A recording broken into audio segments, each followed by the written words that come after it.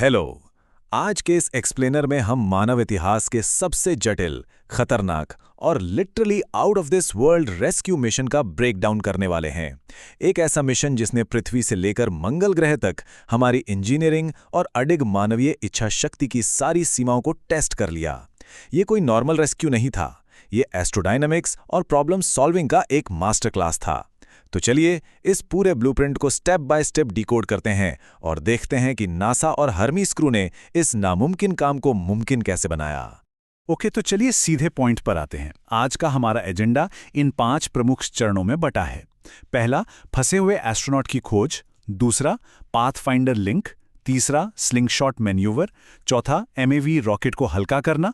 और पांचवा, final space catch. इस लॉजिस्टिकल पजल को ट्रैक करने के लिए तैयार हो जाइए। सेक्शन 1, फंसे हुए एस्ट्रोनॉट की खोज। इस पूरी कहानी की शुरुआत होती है एक भयंकर क्राइसिस से। एरीज 3 मिशन के दौरान मंगल पर रिसर्च कर रही टीम को अचानक एक विशाल तूफान का सामना करना पड़ता है। जरा इमेजिन कीजिए, 86,000 न्यूटन के फोर्स वाला तूफान उनके MAV यानी मार्स एसेंट व्हीकल से टकराने वाला था। अगर रॉकेट पलट जाता तो पूरी टीम मंगल पर हमेशा के लिए फंस जाती। उन्हें तुरंत इवैक्यूएट करना पड़ा। लेकिन इस अफरा-तफरी में एक टूटा हुआ एंटीना एस्ट्रोनॉट मार्क वॉटनी से टकराता है और वो तूफान में खो जाते हैं। क्रू को लगता है कि मार्क मारे जा चुके हैं और वो उन्हें वहीं छोड़कर पृथ्वी की ओर निकल जाते हैं। अब जरा इस टिक टिक करती टाइमलाइन को देखिए। मार्क जिंदा तो बच गए, लेकिन उनके सामने जो मैथमेटिकल इम्पॉसिबिलिटी थी वो डराने वाली थी। जिस हैब में वो रह रहे थे उसका लाइफ सपोर्ट सिर्फ 31 दिन तक चलने के लिए डिजाइन किया गया था। और खाना पूरी राशनिंग के बाद भी बमुश्किल 1 साल तक चल सकता था।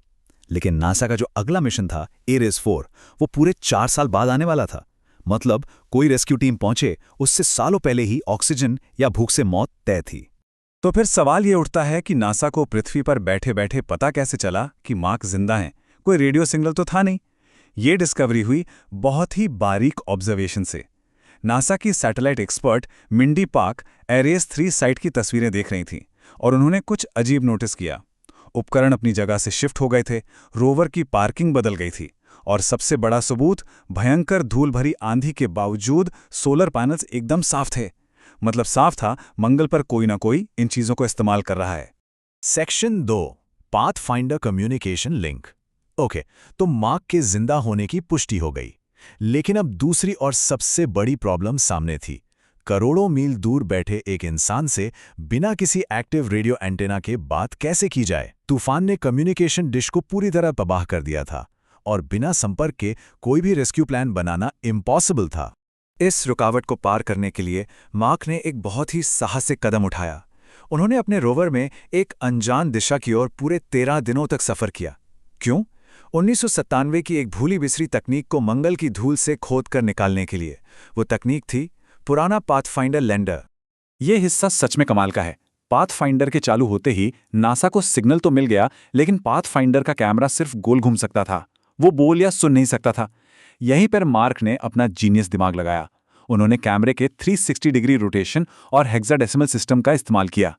नासा कैमरे को घुमाकर कोड्स की तरफ इशारा करता और मार्क उन कोड्स को आस्की फॉर्मेट में डिकोड करके अंग्रेजी के शब्द बना लेते। सोचिए, मंगल ग्रह से पृथ्वी तक 1997 के एक पुराने कैमरे से लिटरली स्पेलिंग कर करके बातें हो रही थीं।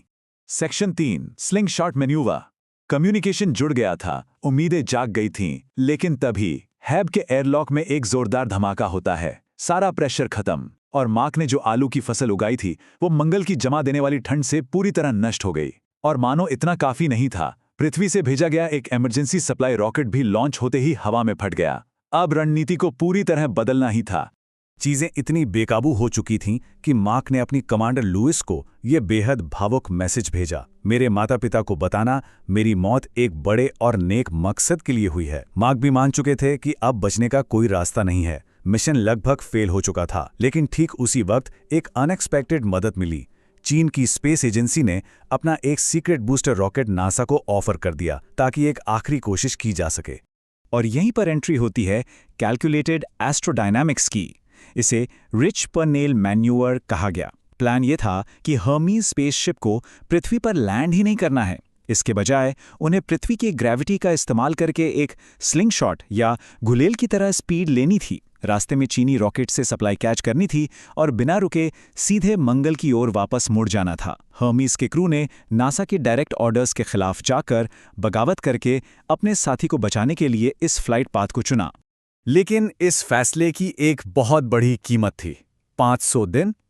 इस स्लिंगशॉट मैन्यूवर का सीधा सा मतलब था कि हर्मीज के क्रू को डीप स्पेस में अतिरिक्त 500 दिन बिताने पड़ेंगे। ये सिर्फ एक फिजिकल जर्नी नहीं थी, ये अपने एक साथी के लिए अपना सब कुछ दांव पर लगा देने का एक इनक्रेडिबल सबूत था। सेक्शन 4 MAV रॉकेट को हल्का करना। चलिए अब वापस मंगल पर चलते हैं। रेस्क्यू शिप तो वापस आ रहा है, लेकिन मार्क को मंगल की सतह से उड़कर ऑर्बिट में हर्मीज तक पहुंचना होगा। इसके लिए उन्हें एरिस 4 के लिए पहले से लैंड कराए गए एक MAV तक पहुंचना था, और वो MAV था 3200 किलोमीटर दूर। इस दूरी को तय करने के लिए मार्क को रोवर में 50 दिन बिताने थे। अब मंगल की जानलेवा ठंड से बचने के लिए रोवर में हीटर तो चाहिए था, तो मार्क ने क्या किया? उन्होंने जमीन में दबी एक न्यूक्लियर बैटरी को खोदा और उसे सीधे अपने रोवर में रख लिया। लिटरली एक रेडिएशन बम के साथ 50 दिन का सफर। जरा सी भी चूक और खेल वहीं खत्म था। इस पूरे 50 दिन के सफर का इकलौता मकसद था MAV यानी मार्स एसेंट व्हीकल तक पहुंचना। इस पूरे रेस्क्यू ब्लूप्रिंट में पृथ्वी पर लौटने का, सतह से ऑर्बिट तक जाने का ये बिल्कुल आखिरी टिकट था। और ये पॉइंट बहुत ही शानदार तरीके से दिखाता है कि नासा को कितने एक्सट्रीम कदम उठाने पड़े। MAV बहुत भारी था, उसे हर्मिस की स्पीड से मैच कराने के लिए एकदम हल्का करना जरूरी था। तो नासा का क्या ऑर्डर था? रॉकेट की खिड़कियां निकाल दो, कंट्रोल पैनल हटा दो, और हां, रॉकेट की छत, नोज कोन भी निकाल दो। मार्क को अंतरिक्ष में एक ऐसे रॉकेट में उड़ना था जो ऊपर से पूरी तरह खुला था और जिसे सिर्फ एक कैनवस के तिरपाल से ढका गया था। मतलब अंतरिक्ष के लिए एक ओपन टॉप कन्वर्टेबल रॉकेट। क्या आपने कभी ऐसा सोचा था? Section 5 the final space catch. अब हम आते हैं इस पूरे मिशन के सबसे टेंस और क्लाइमैक्स वाले हिस्से पर। अंतरिक्ष के वैक्यूम में अब सारी कैलकुलेशंस, ऑर्बिटल मैकेनिक्स लिटरली जीवन और मृत्यु का सवाल बन चुकी थीं। जरा इस कॉन्ट्रास्ट को इमेजिन कीजिए। एक तरफ है मार्क का वो कंकाल बन चुका MAV जिस पर तिरपाल बंधा है और जो लॉन्च के भारी G-फोर्स से मार्क को बेहोश कर चुका है, और दूसरी तरफ है अरबों डॉलर का विशालकाय हाईटेक हर्मीज स्पेसशिप। इन दो बिल्कुल अलग वाहनों को गहरे अंतरिक्ष के अंधेरे में आंख मूंद कर एक दूसरे से मिलना था। लेकिन स्पेस में कुछ भी आसान नहीं होता। MAV ऑर्बिट में तो पहुंच जाता है, लेकिन वो हर्मीज से पूरे 68 किलोमीटर दूर रह जाता है। इंटरसेप्ट पॉइंट मिस हो चुका था। 68 किलोमीटर का ये फासला अंतरिक्ष में एक बहुत बहुत बड़ा गैप है। और समस्या सिर्फ दूरी की नहीं थी, गति की भी थी। ये 42 का आंकड़ा देखिए। MAV और हर्मीज एक दूसरे के रिलेटिव 42 मीटर प्रति सेकंड की स्पीड से आगे बढ़ रहे थे। अगर वो इस स्पीड पर टकराते तो दोनों के परखच्चे उड़ जाते। और सबसे बड़ी प्रॉब्लम, हर्मीज अपने मेन इंजनों को चलाकर स्पीड कम नहीं कर सकता था, क्योंकि अगर वो ऐसा करते तो उनके पास पृथ्वी तक वापस जाने का ईंधन ही नहीं बचता। तो आप ही सोचिए, 42 मीटर प्रति सेकंड की स्पीड से गलत दिशा में भागते हुए बिना मेन इंजन चलाए आप एक रॉकेट को कैच कैसे करेंगे? ये वो सवाल था जिसने लिटरली पूरी दुनिया की सांसें रोक दी थीं। इसका जो सोल्यूशन निकाला गया वो प्योर जीनियस था। हर्मीज की स्पीड को धीमा करने के लिए क्रू ने क्या किया? उन्होंने अपने ही शिप के एयरलॉक में एक बम फोड़ दिया ताकि अंदर की हवा बाहर निकले और उस प्रेशर से शिप में ब्रेक लग जाए। फिर भी फासला था, तो मार्क ने क्या किया? उन्होंने अपने स्पेस सूट के दस्ताने में छेद कर दिया और हवा के प्रेशर से बिल्कुल आयरन मैन की तरह उड़ते हुए हर्मीज की तरफ बढ़ गए। और फाइनली कमांडर लुईस ने मैनुअली एक रस्सी से उन्हें स्पेस के बीचों बीच कैच कर लिया। और इसी के साथ मार्क आखिरकार अपने क्रू के पास वापस आ गए।